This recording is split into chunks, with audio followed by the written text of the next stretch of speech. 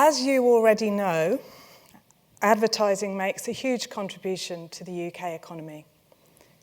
We told you last year, and we've told you a few times since, that advertising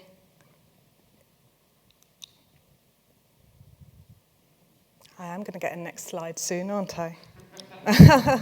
Yes, advertising contributes 100 billion to the UK economy. Today, I'm absolutely delighted to reveal our new piece of work, Chapter 2 in the story, which tells more about how advertising can unlock growth for the UK economy.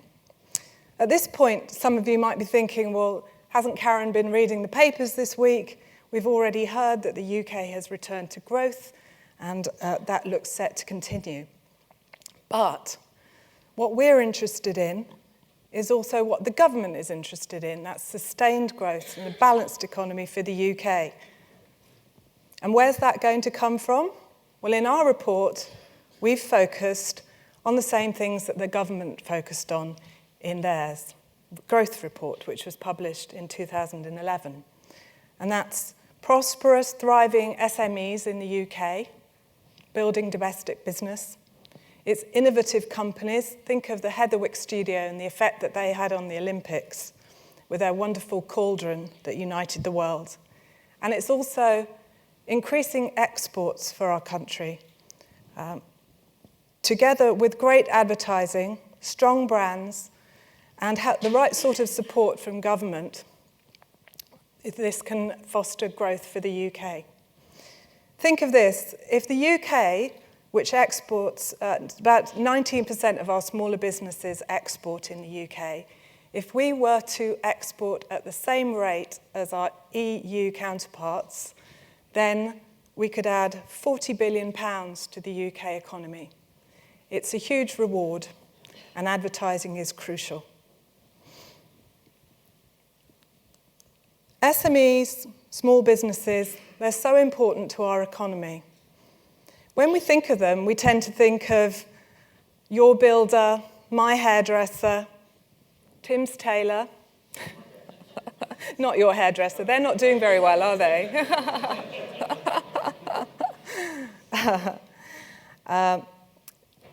They can also be very, very ambitious companies. Take, for example, DeepMind Technologies that sold to Google, reportedly for 400 million this week. They're just 80 people strong. So under the government's terms and classifications, they would be a small business. So there is no one definition, but for our report, we used companies with up to 250 employees. And those companies are 99% of all companies in the United Kingdom, about 4.5 million of them. In that case, why is it that they contribute just 1/5 of all UK advertising spend? They're responsible for half of all our jobs in the UK and 3/4 of new jobs from 1998 to 2010. 40% of our turnover, yet they're spending just 18% of all money spent on advertising in the UK. Shouldn't that be bigger? Well, at this point, I'm absolutely thrilled to introduce my co-speaker, Laurence Green, founder of Agency 101. Laurence is the proud founder of not one, but 2 small, medium businesses over the years. Fallon, as I say, and prior to that, 101 currently. Prior to that, Fallon London, the agency that was responsible for turning the perceptions of Skoda on its head. Laurence has also recently been inducted into the IPA Effectiveness Hall of Fame. Did that hurt, Laurence? Does it hurt to be inducted? And so what better person to help me answer this question? Why are smaller businesses spending just 18% of total ad spend, and how might that change? Laurence.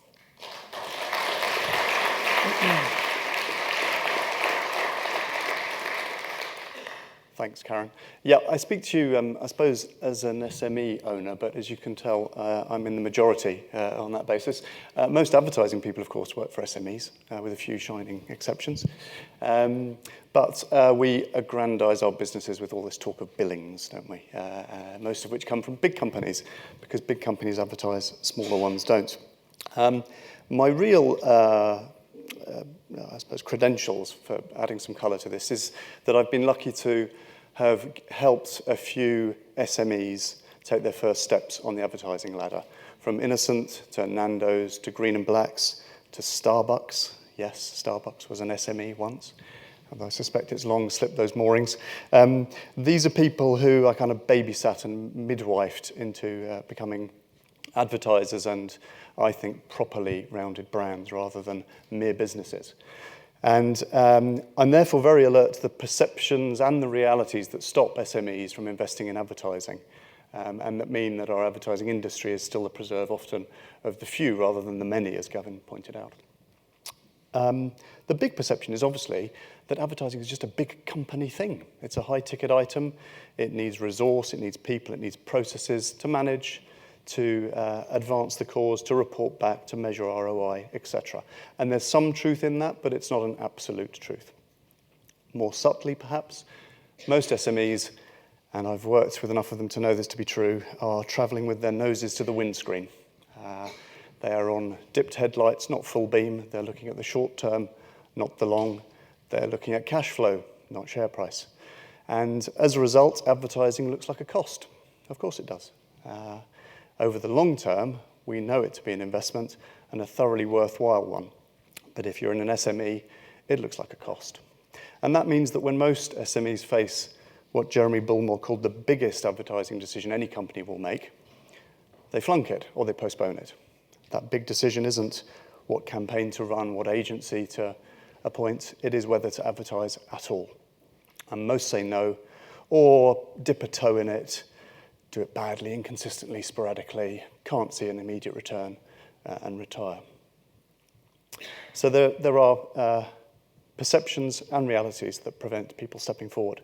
It's a great shame because, as the report points out, smaller businesses may enjoy faster, quicker returns than big companies do to advertising.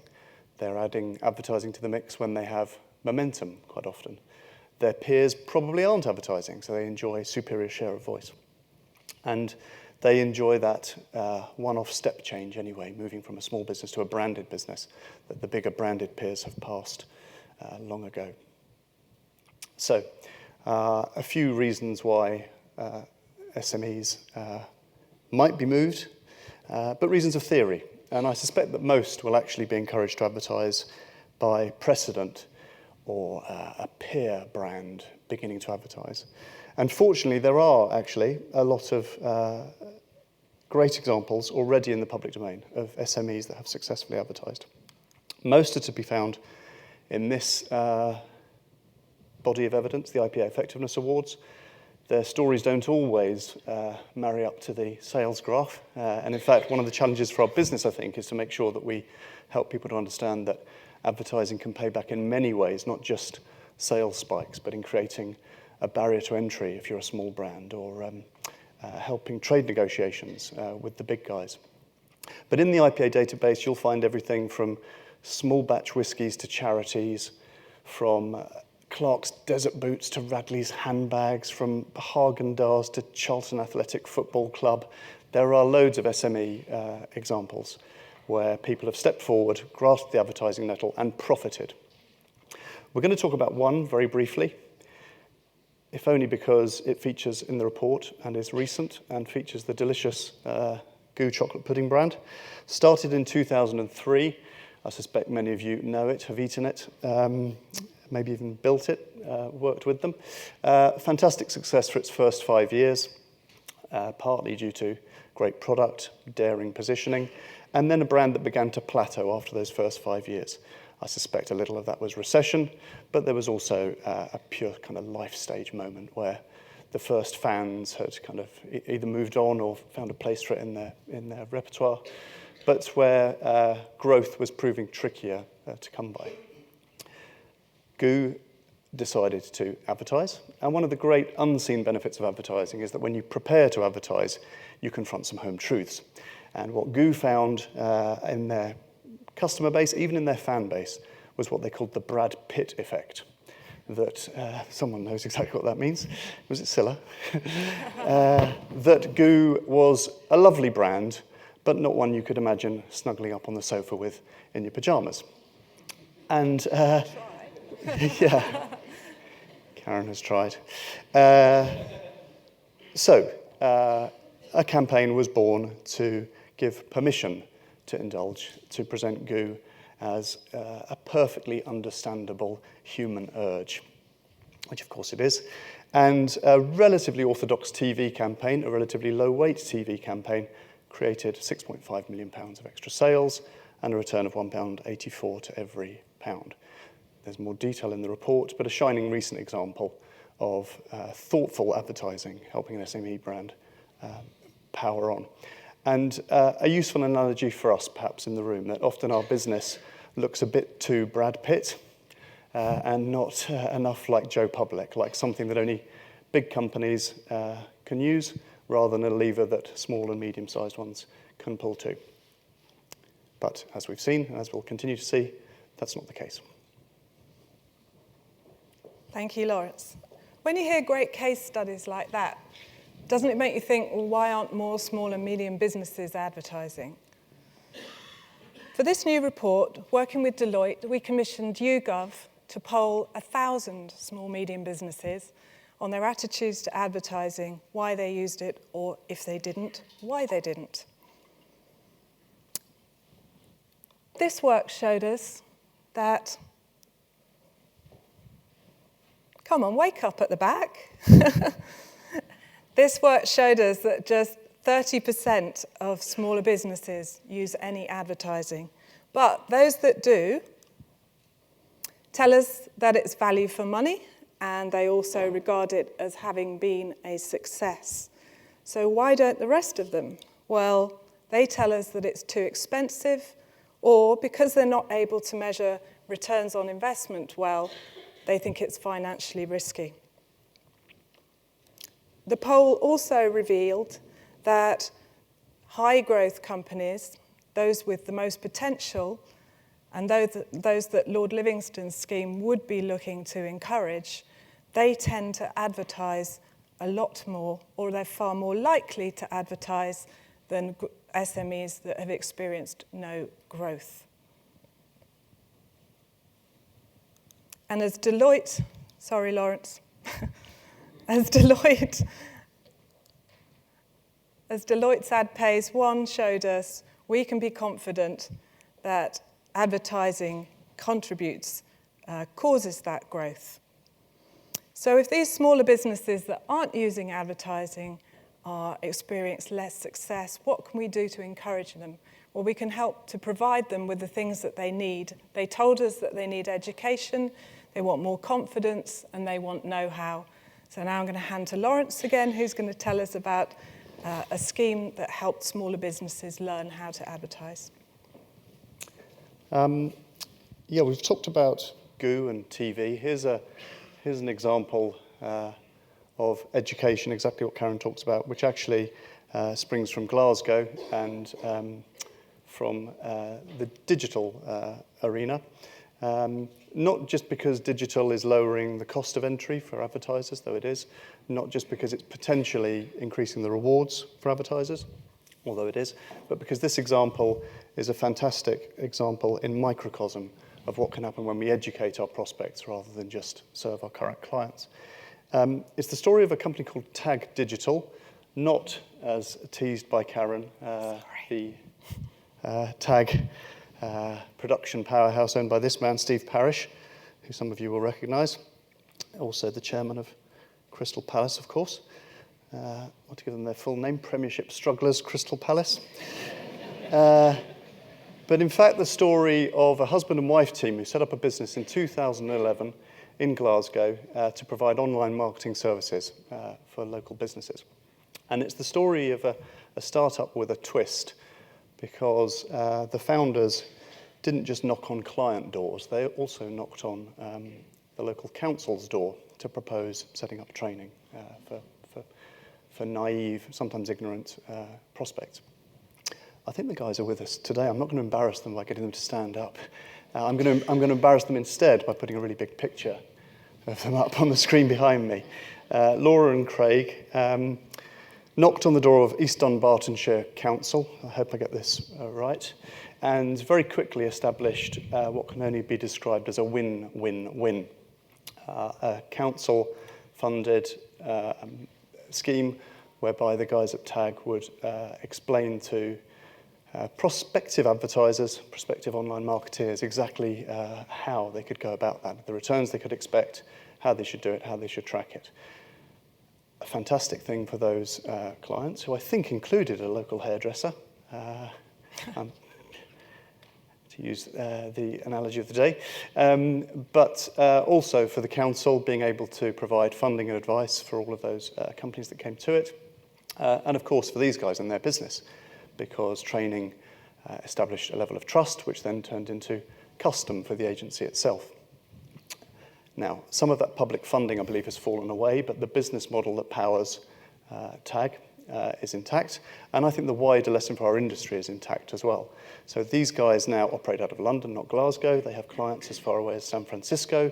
They still have a training offering, which I suspect is their highest margin offering, actually. And they still have a training tab on their website, up there along with SEO and mobile. And it made me wonder what our industry would look like if all agencies had a training tab on their website and offered training to our clients in the returns we could expect from advertising, and specifically training to prospective advertisers. Would our industry be better? Probably. Would our industry be bigger? Probably also.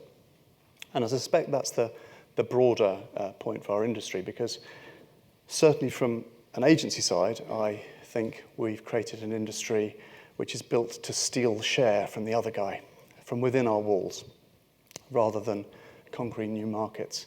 And I think this is a shining example in microcosm of what happens when you choose to educate, in this case SMEs, about the power of advertising. And I suspect our business would be a better place, and we'd be on Gavin's parting message of advertising being for the many, not the few, if more of us lent into education, not just servicing existing clients. Well, remember earlier I was saying what could help smaller businesses to advertise more. Our work, they told us 3 things. The first was help with short-term costs of advertising. Through the course of this work, I discovered that half of the UK's smaller businesses rely sometimes on credit cards to fund their business. Only 3% get access to investment funding. So in those circumstances, you can imagine it would be difficult to spend money on advertising if you weren't certain of the return on investment. But the really interesting thing that I learnt in this work is that there are already 700 government schemes which exist to help fund smaller businesses. The poll that we did amongst them told us that just 1 in 10 are aware of them and intend to access them. So clearly, there's work that can be done, working with government, to increase awareness of those schemes. The second thing is more practical advice. So to Laurence's point, innovative ways of introducing training to smaller businesses, both from a high-level perspective, so that they need help with the strategy and the planning of campaigns. We saw that the businesses we spoke to did far better when they had a structured long-term campaign, as you'd expect, than just placing one-off ad hoc adverts. But also easier and more practical steps to create websites and to reach their audiences effectively. It's not that industry isn't doing enough already. We know that there are a huge number of schemes, probably operated by people in this room, different media, bringing different ways to encourage smaller businesses. But for one reason or another, the message doesn't seem to be getting through because awareness among the people that we spoke to wasn't that high. And the third thing that the businesses are calling for is just a clearer route to the advice and help that already exists. So if any of you have your iPads on your lap, you can look at the website that the government set up, which is gov.uk. It's meant to be the single place where smaller businesses can go to look for advice and help. But again, awareness isn't that great. Only 25% of all the businesses we polled had ever heard of it or intended to use it. So there's a lot to be done. But the good news that we have uncovered is that all these tools already exist. It's just a question of good comms, spreading the message amongst this vast small, medium business community. The other piece of good news is that government has already cracked this, and Laurence, again, is going to explain how that was once done. Yeah, this is one last word from me. So we've seen how GU and others used advertising for the first time to profitable and arguably disproportionate effect.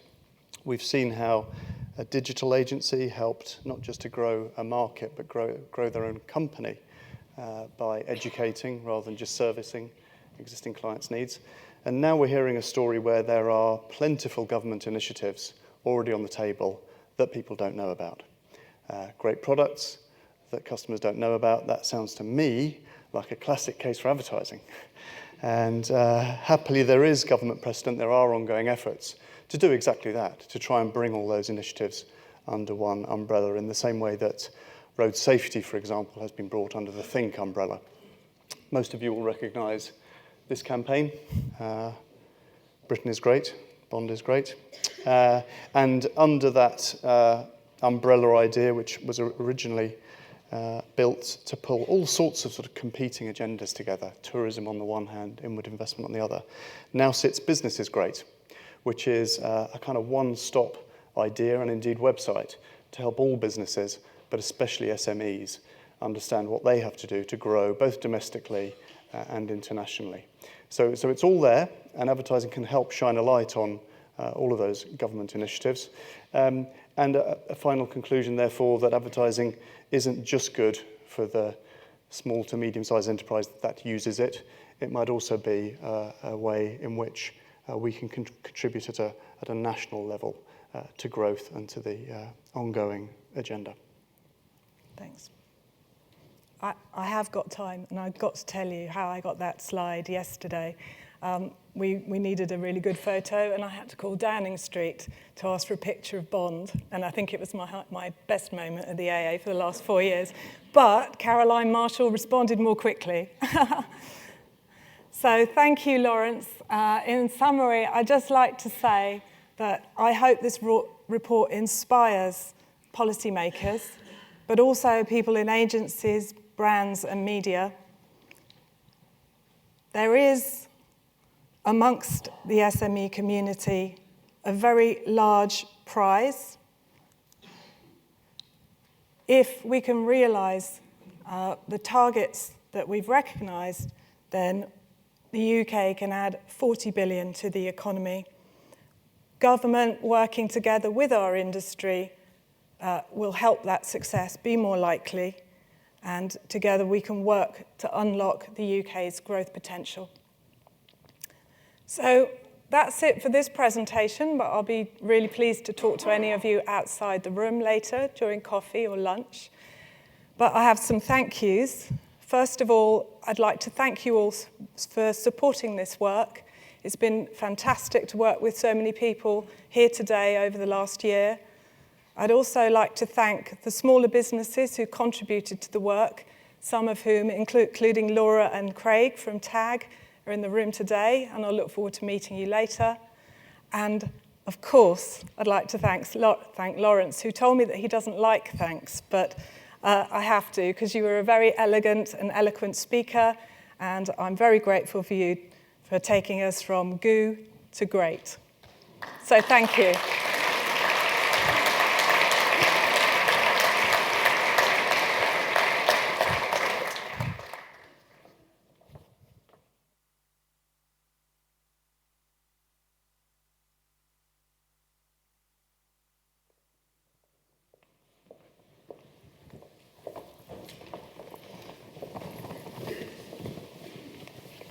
Right, good morning everyone. I'm Cilla Snowball. I'm the Group Chairman at AMV BBDO and Chairman of the Ad Association. I'd like to echo Tim's comments and thank the amazing outgoing and incoming President of the Ad Association, and to welcome our panel who are here to discuss the implications of the findings that Karen and Laurence have just presented.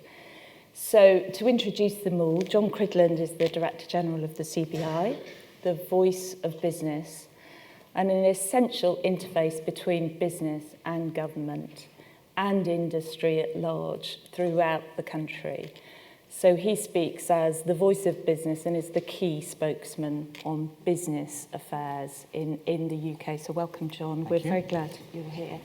Andrew Miller lives upstairs. He's the chairman, is the chief exec of the Guardian Media Group and a sponsor today. Andrew's from a finance background, so will, I think, be looking at the opportunities of the report we've just seen and speak from the media owner perspective. Debbie Klein is the chief exec of the Engine Group and is from a planning background, so I'm sure she'll be looking at those statistics to work out the opportunity for advertising media owners and clients to seize on the opportunities that have just been identified. And finally, Matthew Dearden is the chief executive of Clear Channel in the UK, a front foot board member and big supporter of the Ad Association, and a graduate in astrophysics, I just learned from his CV, so he's probably the brainiest person on the stage this morning. So we're here to discuss the report that we've just heard outlined, which builds on Advertise 1 and really talks about driving advertising up the business agenda, talking about our combined effect as an industry, talking about our economic effect, as well as the individual effect on our businesses and brands. So we're going to discuss the implications, and I'd like to turn to John first, because we've heard clear evidence in Advertise 1 and Advertise 2 that advertising drives growth. But do you think we're overlooking advertising as an economic enabler? The kind of conversations we have with you normally are in the kind of creative policy area about creative industries. This is about industrial policy. Why are we overlooking advertising as an economic enabler? Cilla, I think it's because we haven't yet had enough conversation about how we're going to make our economy grow. I think if you move from macro to micro, one of the reasons why too many small entrepreneurs aren't making enough use of advertising is, and I say this advisedly, they haven't yet decided how to grow their businesses. Okay. And that's not that they're missing something obvious. We had a fool's paradise up to 2008. We thought we were growing the British economy at about 3% a year. And in fact, business investment and trade was making effectively a zero contribution to that growth model. It was entirely driven by consumption. Now, consumption's a powerful element of growth, always should be, important clearly to the advertising industry, but not if for both households and for the state, it's predominantly debt-driven. Yeah. And it was predominantly debt-driven. So part of the great sort of heart attack, this huge shock we had in the 6 weeks after Lehman Brothers collapsed in the fall of 2008, which has lasted for the next 4 years, is a struggle to find a new growth model. Right. And I do agree with you, Cilla. I think in industrial strategy, which for me is every bit as relevant to the advertising industry and the creative industries as it is to advanced manufacturing and Jaguar Land Rover, of course the two connect absolutely and overlap. But industrial strategy begins to find a way to a growth model, but until we're sure how we grow this economy, what services and products we have to sell, and who around the world might be interested in buying them, then I think we will struggle to place advertising at the core of that growth model. And as somebody who had the privilege to be with the Prime Minister in China in December, where we took biggest ever British business delegation on one of Ian Livingstone's trade trips, 125 SMEs, of whom 100 125 entrepreneurs, of whom 100 fit into Karen and Laurence's category, for the first time ever, persuaded down the street to predominantly take small and medium-sized enterprises. I'm absolutely convinced that the next decade could be Britain's decade. And it will be the branded goods and services of our small, medium and large companies selling to the middle classes of the emerging economies through a principally but not exclusively digital offer. That's our future as an economy, and we could do in the next decade what Germany did with capital goods in the last decade, and advertising will be central to that. Okay, so it's how to grow. We've forgotten that, or that's a recession effect, presumably, that we have how a bust to grow. model that we need to replace. Right. So advertising needs to work, presumably, then in conjunction with other skills, finance and skills, to get the growth that we know is there and we can prove is there within the SME category and industry at large. Just so. And if I could sort of wave a magic wand and do one thing, fantastic as I think your report is, there's one phrase that government uses all the time, so I'm not surprised we use it, that I'd love to see abolished.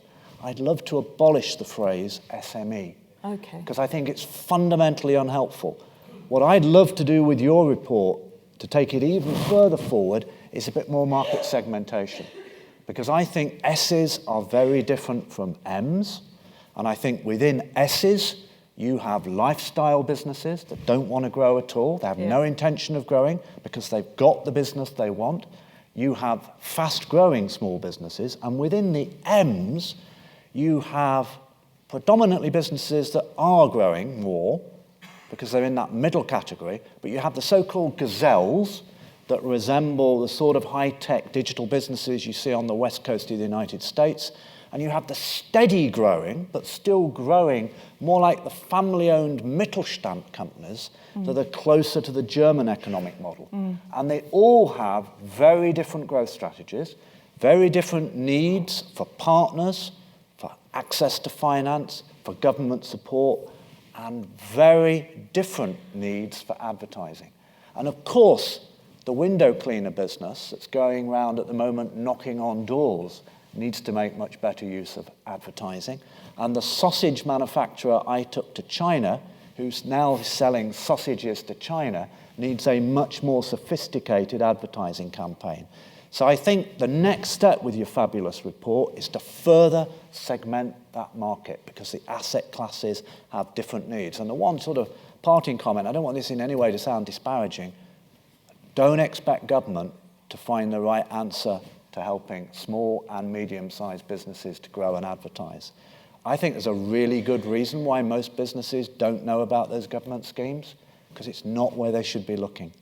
Of course, government can help, but actually it's organisations like the Advertising Association, it's all sorts of intermediaries in finance, in management consultancy, in universities, in colleges, in local government, in communities. Those are the intermediaries and allies who will help businesses grow and need to understand the value of advertising. I've been 30 years at the CBI. Government's asking the same question it was when I started as a graduate in the CBI supporting our Small Business Council. How do we speak to small businesses? They don't know and they never will. Okay, very good. So some really good tips there. You know, we've got to focus on how to grow, equipped with some pretty powerful ammunition that these reports give us. We shouldn't call them SMEs anymore. Have you got a better descriptor so we don't annoy you even further throughout the rest of the morning? I'd call small businesses, and I'd call medium-sized businesses the British Mittelstand. Oh, Mittelstand. Okay, that's what it's going to be from now on then. Please note the remaining panel. And then finally, we've got to do it for ourselves, and we shouldn't look for government help to do it. Thank you, John. So, Andrew, turning to you. I mean, the evidence is clear that we're under-investing in advertising. Why is that? Do you think that's a recession effect? And do you see that as problem or opportunity as a media owner? No, I think it's quite straightforward. It's a lag effect of what's going on. So I think if you'd drawn the dynamics 10 years ago, 15 years ago, the mix would be very different. And I think I'm confident the mix will be much stronger in advertising in another 5-10 years' time. Because having been a member of the Mittelstand, if that's the right word, for 12 years, an auto trader. I followed it from being an SME business all the way through to what it is now. And our clients in Auto Trader are all SMEs, 7,000 clients. And we followed them and transitioned through publishing into digital. Yeah. And what's been fascinating in that business and following that through is that it's all about a fundamental change in consumer behavior that's going on about the way people consume their media that SMEs haven't caught up with. And I think even more critically, advertising market services companies haven't caught up with either. So social, local, mobile. Yeah, I remember I've had localization. negotiations with car dealers in Newcastle and Manchester and Warrington, and it's a hard thing because you're selling response essentially and proving the value of your product. And when I started, it was a magazine response, and it was a straightforward deal they did every week with regional press. Yeah. Same slot, same quarter page, did a bit with Yellow Pages, did a bit with us, did a bit with Exchange and Mart and a few others. Within the space of 4 or 5 years, it fundamentally changed. Because they realised they weren't getting a response, and also critically, the other media owners couldn't talk in a way that made sense in the digital world, and most of the clients didn't understand the digital world. Yeah. And a large portion of our client base, our customer base, used to be SME marketing services agencies, particularly outside of London.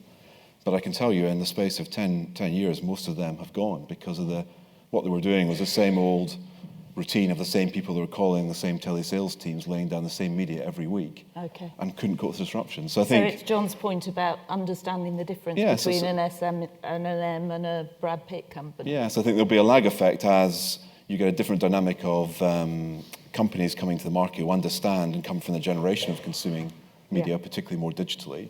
And you also get the business opportunities, which are huge for marketing services companies to come back in to the space and start building businesses around this. It's lower margin, it's a very different proposition, but it's certainly there. So do you serve them in a different way in your business? Absolutely, because it's a mixture of, I'm a big fan of Goo, as you can tell.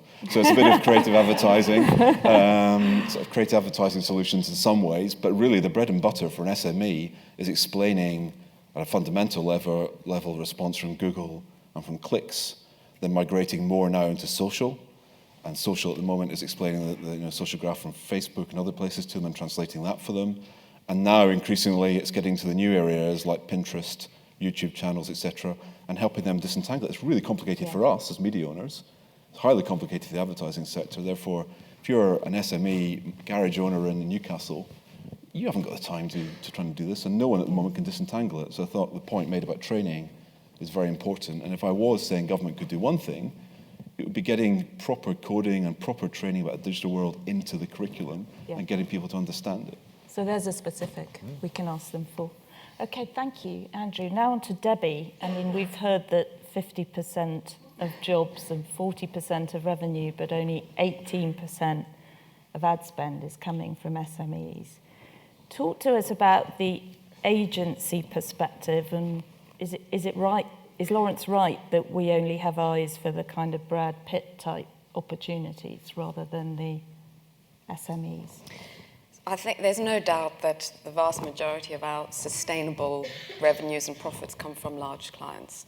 And probably you'll be hard-pressed to find many agencies in the room today that have got more than a handful of M's. Very few S's. Sorry, but I don't think Mittelstand's going to catch on, but I'm going to try. She'll fix that for you later.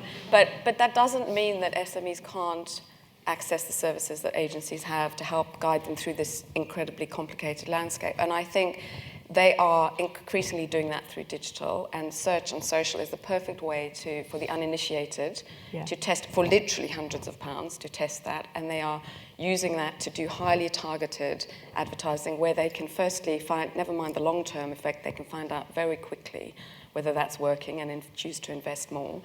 Secondly, it's easier for them to then become a national and international brand, and it's easier to find. We think of the hairdressers and we think of these esoteric businesses. If you do want to find horse enthusiasts or women who love skiing, digital is the way to do it. So 60% of our revenues overall now come from digital in some form or another, which is a vast transformation. So firstly, they are able to do that, not always with intermediation through agencies, which is fine because many of them won't need that. More the M's will need it than the S's. But I think the other thing we can learn from those digital channels is that they're accessing Microsoft and Google and latterly Facebook and Twitter and LinkedIn, and they are using a self-service model. And I think the question becomes, how can agencies learn from that self-service model? Because that's what these potential advertisers are going to need. And that would mean a huge change for us, because every time that we do something afresh and create something new that is going to cost them, that's an amount that they won't be able to afford. So how can we create templates that they can access, which is going to be easy access to agency services without having to reinvent it every time and make it unaffordable? And the second thing I'd say is that agencies have always been really good at taking risks with where they see potential, particularly with where they see an opportunity to build their reputation, to be involved in an innovative product or service, to do some brilliant work, to attract talent. They've always done that in the charity sector, but also some of the examples that we saw today, the opportunity to build that reputation. It's not just, we talk about revenue and reputation, or, fame and fortune, as well as being able to attract talent.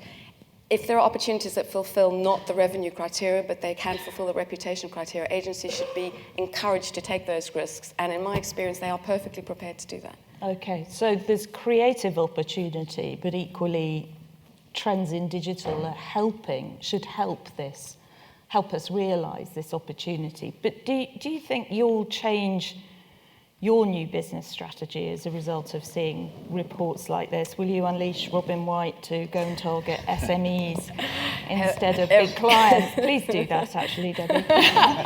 Every SME needs a Robin White in their life. I think we would be kidding ourselves if we said we're going to open our arms and say every single S needs to now come and use an agency service. I think that's nonsense. I think that there are certain high growth potential businesses that we would want, and certainly medium-sized businesses. We haven't only got eyes for the big guys, but on a day when you've got 15 opportunities, you naturally look at where are the ones with the highest potential. And maybe we need to be looking further at potential for growth rather than current size. Yeah, and maybe I think that's an area where at an industry level we can provide the training, the toolkits, the know-how that you've all talked about as a way of stimulating some action. Thank you. So Matthew, finally, what do you think all this means for media owners? In your business, are you too focused on the M25 and within sector at the expense of other local, smaller and medium-sized business opportunities? How are you addressing this opportunity in your business? Well, I guess no media owner would apologise for focusing on major clients inside the M25. And it's clearly a big part of our economy that we need to continue to serve well. What I'm also struck by is the large number of small and Mittelstand companies inside the M25. And it's a very different dynamic, even where the geography is co-located, compared to dealing with the major companies. It is a huge shift that our company's gone through in the last couple of years to make a significantly different focus on smaller, and we're a Mittelstand company ourselves, so other Mittelstand companies. And I think there's maybe three pillars in the way that we've made that shift that ring true from what I've heard from other people today. The first is how we think about it, and having a fundamentally different model for these two different groups. I completely agree with John. We've restructured ourselves to have two separate groups, selling directly to the small and then working with the middle. And so we need to change our philosophy and in a way become a more consultative sell. In some ways there's a more consultative sell here to help people overcome the barriers. And there can often be a perception of it's going to be more expensive than actually it is, or that it's harder to do, or it's only for the big boys. So making it accessible is a key thing. And I think in particular with the Mittelstand, outside London there's a more vibrant scene of very talented agencies. And I was in Edinburgh last week, and there's some fantastic media and creative agencies in other parts of the UK who I think have tapped into a really rich vein of both small and medium companies with the ambition to do that. And they have a different model. One of the things that strikes me is, in France, for example, about half of spend in outdoor media comes from SMEs. And a large part of that is they've been quite thoughtful about the different model that you have, the consultative sell that the media owner provides. And for example, they'll take a long-term holding for a year, which makes it financially much more attractive for all partners involved to make that work for the business, for the media owner. So it is really thinking very differently about how you do it. And the last area I might talk about is the financial model, because there's often a perception with the small that this is an unattainable big brand opportunity. And sometimes it is, but actually it could be startlingly cheap to start in any medium. I agree with digital, and I'd also say an out of home, and I think frankly any medium. if done right, you could start on a startlingly small amount of money. But there's also some creativity you can show. We've got clients in the room today where we've taken an equity share or a revenue share in lieu of cash when the business was at that stage. And it helps, I think, very much to have that flexibility. Perhaps one last thought. I completely agree with the power of digital for businesses of all sizes to self-serve on response. And Andrew talked about it from other companies as well. It's very hard to build a brand through a click and response. So one of the things I think is quite important for us as an industry is to also help the small and Mittelstand companies have an opportunity to build brand which gives the long-term benefit as well as the short-term response that gives the quick kick. Great. So again, echoing the points that are being made about the need to realise this opportunity but service SMEs in a different way. Is it actually better in some ways servicing small and medium-sized companies because you cut out all the layers and it's more efficient and more direct? What's been your experience? It's very, very different. So I think trying to compare it, if anything, would hobble our ability to be so different. If we try and say, oh, we have a different media buying chain, which we do, or a different buy face, which we do, they're hard to stack side by side. One of the joys of selling to a small business is you're very often talking quickly and directly to the decision maker. And I think that is a different philosophy that we have to have of knowing that we can go in, they don't want to put a lot of time into it. If we can come in with a compelling proposition, understood their business, their competitor set, they will often be very quick to say yes to a compelling proposition. The barriers are very different. That's one of the things I do appeal to our industry is I think the barriers are solvable. They're often in perception rather than reality. How difficult is it to do a bit of creative? How difficult is it to do the production? Actually, usually not very hard, but particularly a small business would see it as very difficult. So if you have that different philosophy with the decision maker and you're ready to overcome the barriers with them. Yeah, and the barriers are a very clear finding in our report that actually the barriers of price and infrastructure and not knowing how to are clear barriers that we have to That's true, but the distinction I think we've experienced, Cilla, is that they are very strong perceived barriers. Yes. Actually, they're not hard to overcome when you engage with the business owner. And the benefits are there to see for the companies that have overcome those barriers. So thank you, Matthew. Just, I think we've got time to go round again. I want to push you a bit, John, on this we can't go to government. What's your view on this rather alarming finding, to me anyway, from the report that small and medium-sized companies are getting 700 different sources of advice, initiatives, services, schemes. Isn't there an opportunity for you to go back to ask them to simplify that? I mean, great is a communication strategy, but it's also a great big evidence of what I would imagine there were 700 different schemes on tourism and inbound trade before the Great campaign pulled it all together. So can't you help us on that? Yeah, I'm sure we can, and clearly I quite deliberately overstated my point just to make an effect. I'm not saying government isn't part of the solution. I just sort of read the final recommendations in the report and thought, it sort of feels like Groundhog Day. We've been here before trying to get this alphabet soup of initiatives sorted out. 5 years into the financial crisis, we did a survey of our CBI small businesses recently, and more than half of them hadn't any idea at all what government schemes there were on access to finance. Yeah. And how many times have we heard Vince Cable on the television? I mean, he was doing it again last night, sort of championing government support for access to finance. I think it's a very, very long supply chain from a government minister to a small business getting a loan. And there are lots of other intermediaries, like that small business's accountant, the one financial advisor they absolutely have to talk to at least once a year, because I've just talked to mine before the 31st of January, who can perhaps do just as much as what is on a government website. So it's building a coalition of the willing. What I'm absolutely clear on is that the market is the best way to deliver these things, and market-based solutions cut out too many bits of a chain. So to take Andrew's example of we often focus on access to finance and government websites, but actually one of the areas government can make the biggest difference on is skills and education. Look at skills and education, you get the same picture. Yeah. Small businesses are massively underrepresented in formal skills training and apprenticeships. So one of the things I'm doing, wearing my UK Commissioner on Employment and Skills hat on, we've just turned the model on its head and said instead of giving money to training providers who then go out and use advertising to try to sell training and national apprenticeships to small businesses who say all these training initiatives are a fog, why not just give the money to the small business and do it through the payroll, through PAYE, and let them buy the provision they want?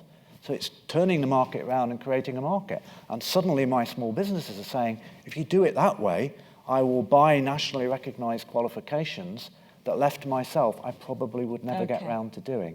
So I think it's routes to market, that's all I'm saying. Yeah, and I think, again, there's the need for simplification, as Matthew's pointed out, that the more direct the education process and the simpler, if we can remove some of these barriers in terms of perception and red tape and so on, and confusion and bombardment, then we'll make this work.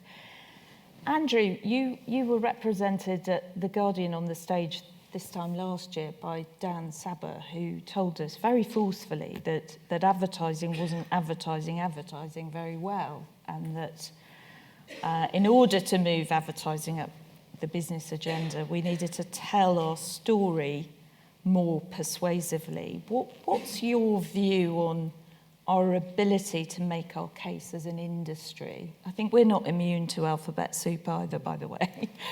We could make our industry simpler, but what's your take on our ability to advertise the industry in business terms? Gosh, so, I would say for me, it's celebrate the fantastic stuff and the creativity that gets done, rather than getting mired in the industry. So I don't go to Costa with a Costa card to go on a consumer journey. I go to get coffee and get another one in a few weeks' time. I don't engage with The Guardian to have a multimedia product channel strategy.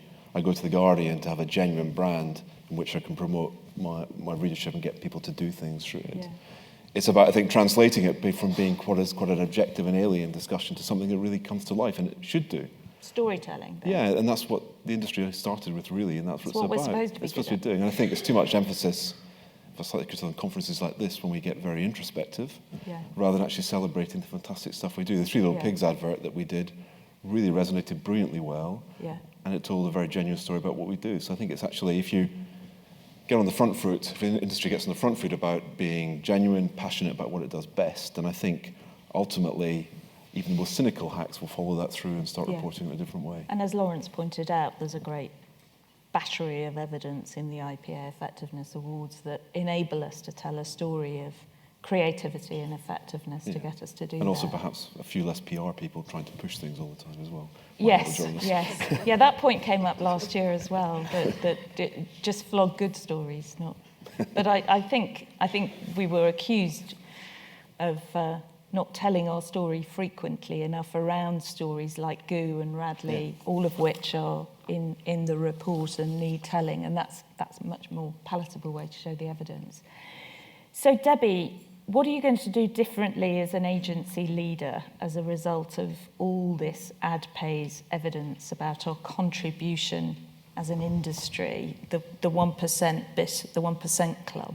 So I think all agency leaders, and many of them in this room, have got a responsibility to know the facts and to get them out there. We're all out and about talking to people in government, talking to senior clients, be it our own or people we just know in the industry. And those, the two that always stick in my head is the 100 billion and the £1 drives £6 in the economy. And if we just repeat those, as well as, of course, reminding people that it's not just about driving sales, it's about fostering competition, it's about driving down price, it's about growing markets. If you look at broadband or pay TV, all of that, and innovation, which is always a good story because we get the story of innovation out there, people demand it, and it then creates confidence to drive more innovation. And I think just telling those stories and reminding new clients, because there are people coming into senior positions all the time, and government, number one. And number two, I think, is making sure that we measure and create and continue to fill that bank with effectiveness stories so that we've got new stories to tell all the time using all the media that are available to us, and really shout about the new stories and invest in our own agencies to have the tools in place to measure and write the papers and put them in the bank. Yeah, so I think you're right. I think it's both. I think we've got to tell the individual brand effect story in a compelling way, but then we've got to remind everyone that will listen in business and in government and in the media about the advertising effect and the economy driving ability of our industry. Thank you. So, Matthew, can we end on the price point? Because I think it's really important. I think you mentioned it earlier, and price is putting people off, and you can get a poster campaign started for a lot less than you think. You can get on telly for a lot less than you think. But it's a major obstacle for advertisers, big and small, that they think it's going to cost more. How have you overcome those barriers? And give us some examples of low cost. 3 quick thoughts. One is the cost is substantially lower than people think it's going to be at every scale. And that's certainly true in outdoor, but I think it's true across most media. It's actually cheaper than people think it's going to be, and particularly with the small and the middle start. Their price perception is significantly at odds with the price reality. I think with the small in particular, the entry price points surprise them how low that is. And I think we can be much more helpful, as I said earlier, with how we structure the payments and make that work. I also think there's an important point about changing the conversation, because if we're talking to them about price, it's cost, and at best it's a short-term click and response and a one-off sale. Absolutely. But one of the things I've thoroughly enjoyed is seeing the true long-term return on investment and the way that this drives growth. So the GU, the Radley examples, they're both campaigns we carried. They're case studies that we use. We have others. Aberdeen Football Club had a sloucher. They couldn't fill their seats in the middle of the season. So we helped them fill up with a pure outdoor campaign. And it's tailored around their financial needs. So yes, there is a cost issue. Usually a quick dose of fact makes that go away. And the conversation we should be having with client is how we can help them grow the business, and the case studies that demonstrate that growth is there for the small, for the middle start, not just for the big. Yeah, so it's value and effect, and it's how to talk about growth, as John kicked us off in the panel discussion, whilst removing the price obstacle, because I think it is a barrier. Well, thank you, all of you. It's been a really interesting discussion. We've got tons of ammunition now to go out and sell in Advertise 1 and 2, and that really completes the evidence part of the morning. We're now going to move on to the year ahead. We're pre-election year. The implications of the election next year on our policy planning will be huge, and they will impact businesses large and small. So the next session is going to be run by Peter Kellner, who is the president of YouGov. Peter, thank you for joining us. He is Britain's most quoted pollster, so we'll exit the panel and leave the stage to you. Peter, you're very welcome.